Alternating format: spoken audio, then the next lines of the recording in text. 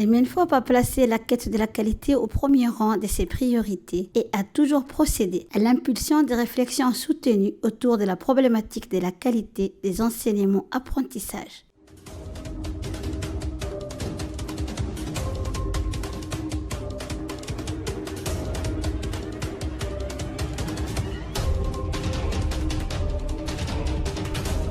C'est ainsi que le ministère a lancé en 2016 de larges consultations nationales mobilisant l'ensemble de la communauté éducative autour des principales thématiques contribuant à l'amélioration de la qualité de notre système éducatif. Ces consultations ont eu lieu dans tous les établissements scolaires de la capitale et des régions pour lancer des débats et recueillir les recommandations issues d'un public divers composé d'élèves, d'enseignants, des parents, des membres de la société civile, des responsables de l'éducation. Au terme de ces consultations, le ministère a organisé sous le haut patronage du président de la République un colloque national sur la qualité des enseignements-apprentissages auquel ont pris part plus d'une centaine de professionnels du métier et quelques experts nationaux et internationaux en la matière.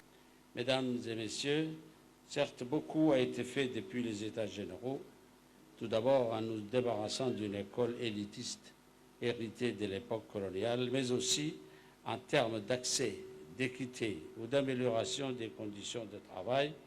Cependant, ces acquis ne nous dispensent pas d'une réflexion sur l'évolution de notre école, sur ses critères de performance et sur son adéquation avec les valeurs de notre société. Durant les 3 jours de réflexion intense et constructive sur les concepts de la qualité des enseignements-apprentissages, il a été question, entre autres, de débattre sur plusieurs thématiques. Il s'agissait en effet d'un événement historique qui marqua un tournant décisif de notre système éducatif. C'était aussi un moment de réflexion sur l'évolution de notre école et sur ses critères de performance. Les synthèses de recommandations, des conclusions pertinentes ainsi que les perspectives sont regroupées dans un document intitulé « Acte du colloque ». Les recommandations formulées dans le sens des améliorations de nos enseignements-apprentissages seront bien entendu prises en compte. Les actes de ce colloque seront édités et largement diffusés.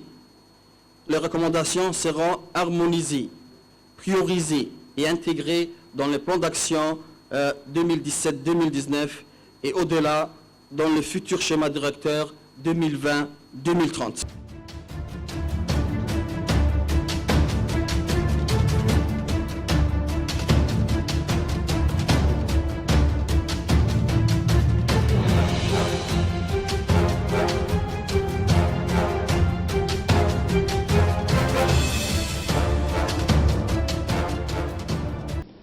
La 6e question concerne un projet de décret portant création, organisation et attribution et fonctionnement d'un observatoire de la qualité des enseignements et apprentissages.